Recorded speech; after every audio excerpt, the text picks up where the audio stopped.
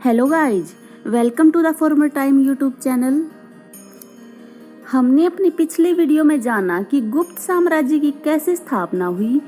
चंद्रगुप्त प्रथम, समुद्रगुप्त, चंद्रगुप्त विक्रमादित्य, कुमारगुप्त, स्कंदगुप्त जैसे शासकों के शासनकाल में गुप्त साम्राज्य का विस्तार हुआ। इनके शासनकाल में गुप्त साम्राज्य का चहुमुखी विकास हुआ। भौगोलिक विस्तार के साथ साथ विज्ञान और तकनीकी का भी विकास हुआ।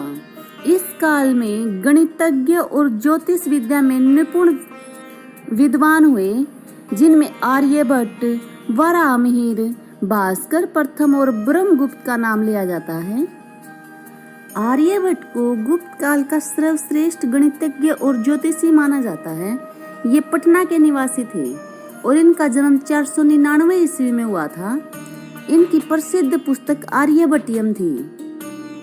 ये ऐसे पहले विद्वान थे जिसने गणित को ज्योतिषी से अलग किया था। इससे पहले और गणित और ज्योतिष को इकट्ठा पढ़ा जाता था। इन्होंने ही दशमलव प्रणाली का विकास किया था और सबसे पहले इन्होंने ही बताया कि पृथ्वी गोल है और अपनी धुरी पर घूमती है तथा इसकी छाया चंद्रमा पर पड़ने के कारण ग्रहण पड़ता है।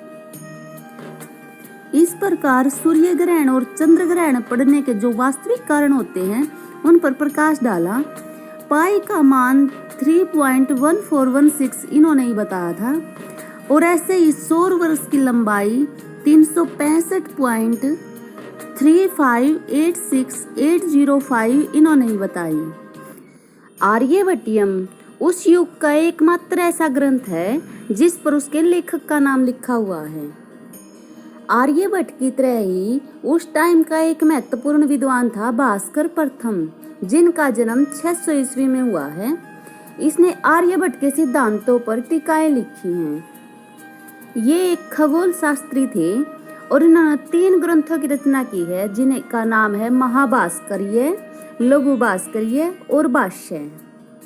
इन्हीं के समकालीन विद्वान हुए हैं ब्रह्मगुप्त, जिनका जन्म 598 ईस्वी में हुआ है।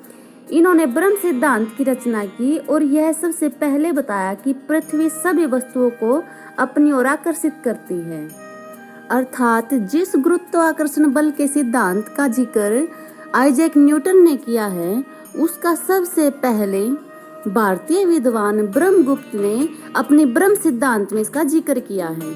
इनका जन्म उज्जैन में होता है। ऐसे ही एक विद्वान हुए हैं वराहमिहिर, जिनका जन्म 550 ईस्वी में हुआ है।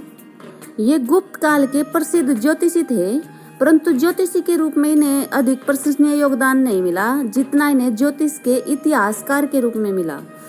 इनकी प्रसिद्ध रचनाएं हैं पंच सिद्धांतिका, वृहत संहिता, वृहत जातक, लघु जातक। पंच सिद्धांतिका में ज्योतिष के 5 सिद्धांत दिए हैं इन्होंने। चिकित्सा के क्षेत्र में उस टाइम के महान चिकित्सक हुए हैं सुश्रुत। सुश्रुत की सुश्रुत संहिता में शल्य चिकित्सा के बारे में जिक्र किया गया है, जिसमें पत्थरी के ऑपरेशन की बात की गई है। इसमें भिन्न भिन्न रोगों के निदान का भी वर्णन दिया गया है।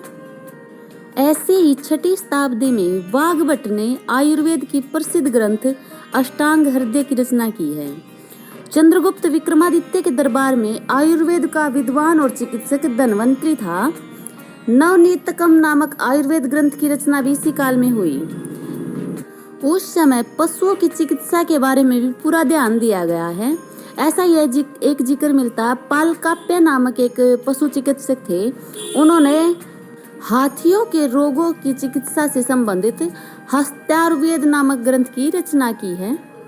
भारत का चिकित्सा विज्ञान इतना उन्नत था कि पश्चिम एशिया से एक फारसी चिकित्सक भारतीय औषधि शास्त्र के अध्ययन के लिए 6वीं शताब्दी में भारत आता है। रसायन विज्ञान में भी प्रगति की है भारत ने।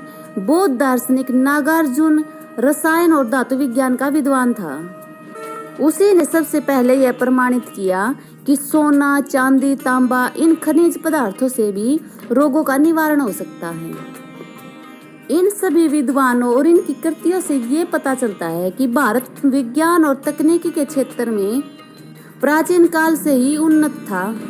ऐसे ही भारत में 6 दर्शन हुए हैं जिनका अंतिम संकलन गुप्त काल में हुआ है।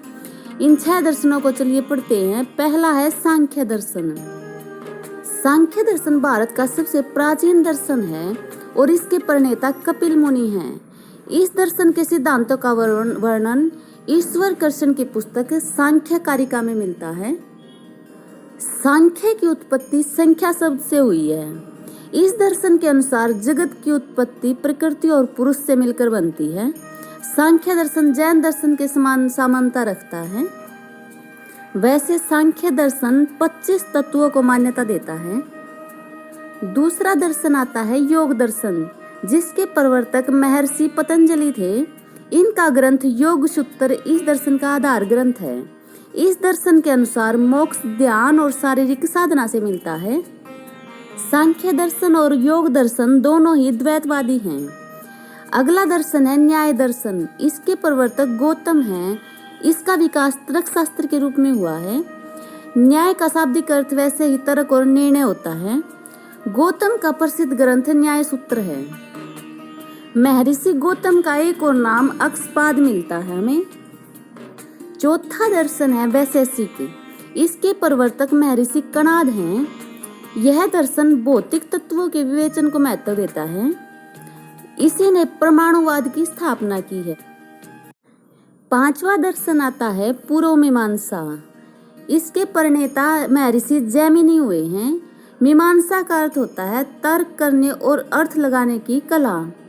मीमांसा का मुख्य उद्देश्य वैदिक कर्मकांडों की उपयोगिता को सिद्ध करना था। इसी कारण इसे कर्म मीमांसा भी कहते हैं। इनका मानना है कि मोक्ष प्राप्त करने के लिए यज्ञ करना चाहिए। सब्बर स्वामी और कुमारिल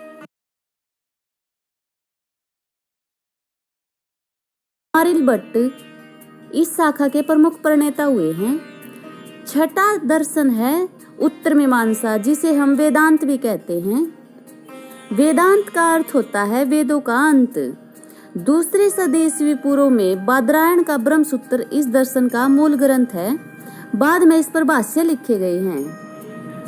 पहला भाष्य शंकराचार्य द्वारा 9वीं सदी में लिखा गया। दूसरा रामानुजाचार्य द्वारा 12वीं सदी में।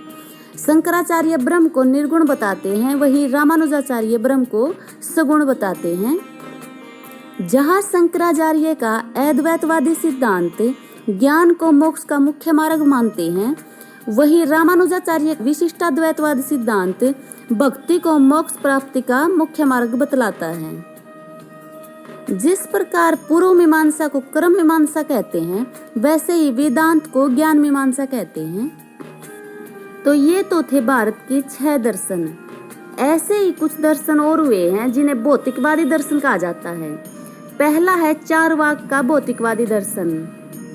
इस सिद्धांत का एक और नाम मिलता है लोकायत, जिसका अर्थ होता है सामान्य लोगों से प्राप्त विचार। इसमें दुनिया के साथ गहरे लगाव को महत्व दिया गया है और परलोक में अविश्वास दिखाया गया है। यह दर्शन मोक्ष की कामना का विरोधी है। यह दर्शन किसी भी देवीय या अलौकिक शक्ति में विश्वास नहीं करता। यह नास्तिक श्रेणी का दर्शन है। चार्वाक के संस्थापक बृहस्पति माने जाते हैं। इसी तरह का एक और दर्शन आता है आजीवक।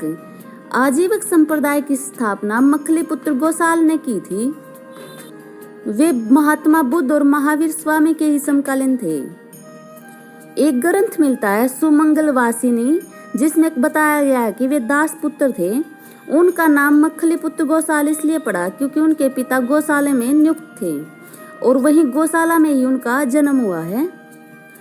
गोसाल ने आजीवक संप्रदाय की स्थापना की, जिसका अर्थ होता है जीविका के लिए भिक्षु बनना। उनकी मृत्यु बुद्ध के 1 वर्ष पहले 484 ईस्वी पूर्व में हो जाती है। आजीवक नियतिवाद में विश्वास करते थे, अर्थात जो भाग्य में होगा वो होना ही होगा। वे एकांत में रहते थे। उनकी जीवन कठोर आचार और नियमों में बंधा हुआ था। वे जैनियों की तरह निर्वस्त्र रहते थे और इनका प्रमुख केंद्र श्रावस्ती था। सर्वप्रथम उन्होंने ही मगधी प्राकृत भाषा में उपदेश दिए हैं। बुद्ध को आजीविकों से भिक्षुओं से बहुत घृणा थी। महावीर स्वामी से भी उनका मतभेद बताया गया है। जिस प्रकार इनका जन्म एक गौशाला में हुआ, ऐसे ही इनकी मृत्यु भी गौशाला में ही हुई। ये दोनों ही दर्शन एक भौतिकवादी दर्शन थे। इस प्रकार गुप्त साम्राज्य विज्ञान, खगोल, गणित, चिकित्सा और दर्शन की तरह ज्ञान और भक्ति के क्षेत्र में भी उन्नत अवस्था में था।